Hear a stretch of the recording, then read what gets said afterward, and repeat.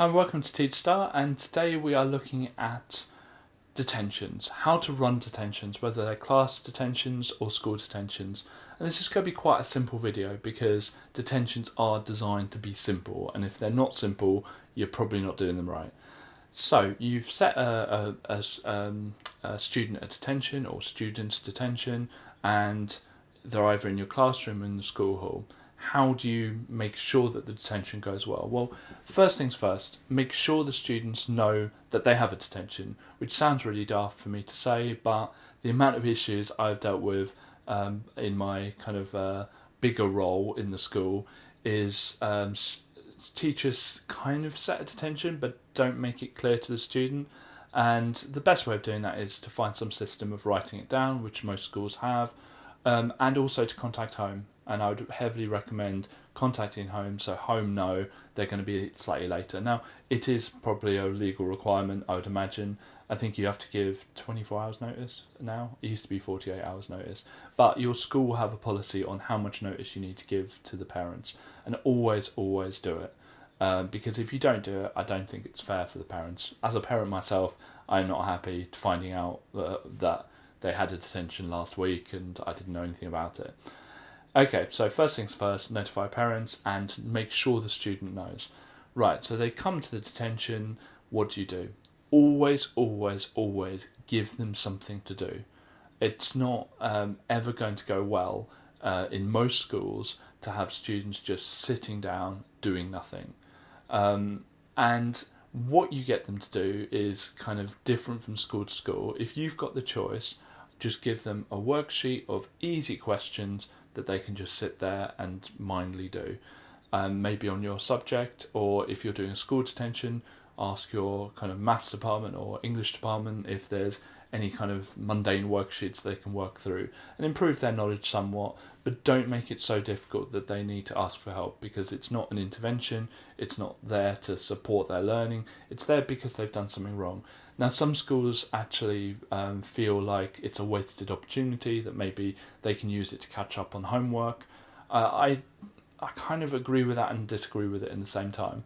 I like the fact that some schools use detentions to, allow them to do actual work.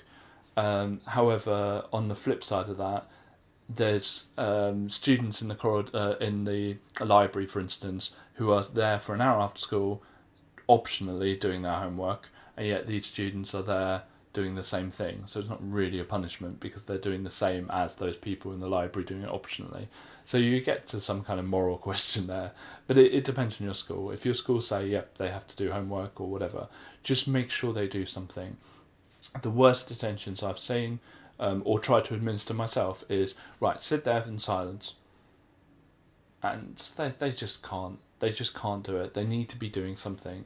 And it's we've kind of moved away from that as a society, generally speaking. I know some schools still do that, but we have moved away from that, and schools often don't expect people just to sit in silence doing nothing. And so just give them something to do, give them an easy worksheet to do. Always make sure that they know how long they're there for.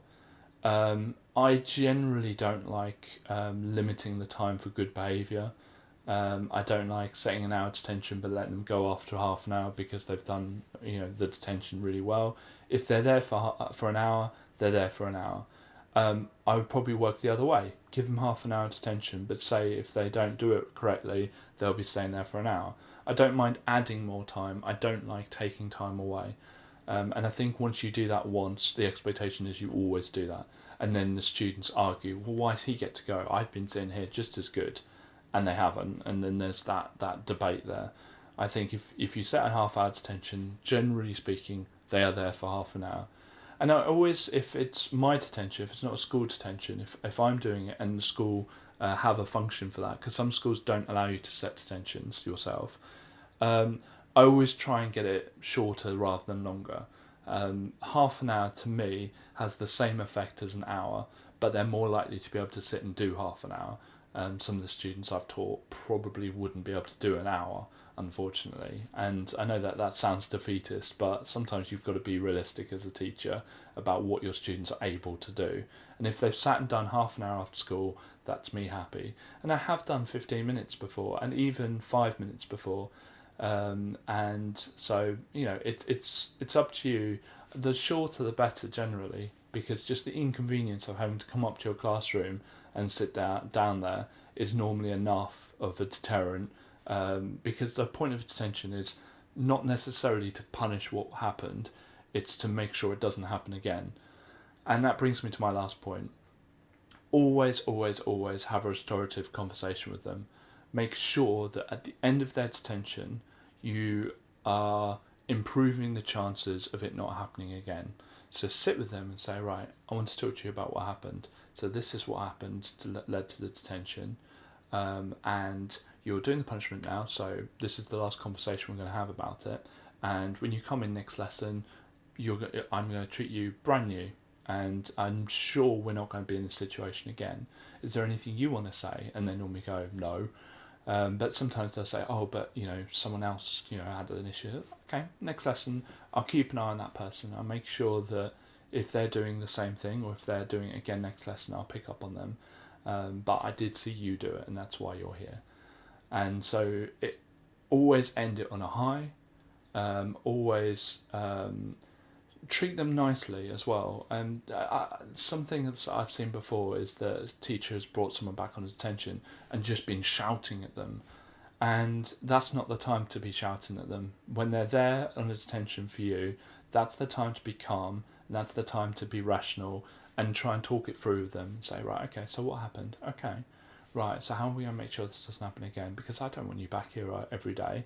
So how are we going to make sure this doesn't happen again? And seem like you actually want to find a solution, rather than some teachers who just shout at them at the end of the day, which just doesn't make sense to me. But always say to them, as they walk out the door, say, next lesson, brand new. Next lesson is fresh. So let's put this behind us now, because you've done the punishment, you've done the time for the crime, so that's it done. And we can move on. And that's the way of ending a detention. Now, the kind of elephant in the room with this, which I unfortunately come up with a lot, is what happens if students don't attend the detention. And the biggest impact for a lot of the students is ringing home, say they didn't attend the detention, I'm going to reset them the detention tomorrow, or whatever your school policy is for that. But always make sure you ring home and notify parents that they didn't attend the detention. And sometimes parents will say, yes, I told them not to because I don't agree with it. And then you can start a conversation. And if you need to include pastoral, if you need to have a meeting with their head of year and talk through that situation, then so be it. Just never drop it. Always make sure that the students do eventually do a detention. Sometimes schools, what they do is all of the detentions come together into one super detention, which might be an inclusion, it might be a Saturday detention, or it might be an hour-long after-school detention on a Friday with the head teacher, or whatever it is.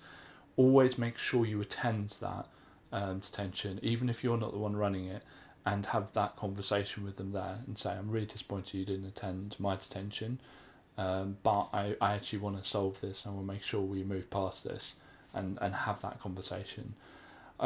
I also, if I have time, and this is if I have time, will ring parents after the detention as well, or email them after the detention saying, I've had this conversation with your son or daughter, or whoever, and we've agreed that this isn't going to happen again, so thank you very much, blah blah blah, done. And sort of bookend it and make sure it's finished then. And the students, sometimes the parents will say, oh, I've heard that you've sorted that out with whoever, that sounds really good, okay, excellent, we can move on. And the student likes the fact that you've taken the effort to notify parents that actually it's been solved, and the parents don't need to worry. Obviously, if it happens again, contact parents again, but just put the effort in, especially in the early days with a group or with students. Just put that extra bit of effort in, and it will pay off. It absolutely will pay off. If you've got any tips for running a detention, or activities to do during a detention, or if I've said anything you disagree with, please write in the comments below. Thank you. Thank you very much for watching this video. If you want to see more from us, please click subscribe. We release videos every single weekday at 5 o'clock in the evening. Thank you.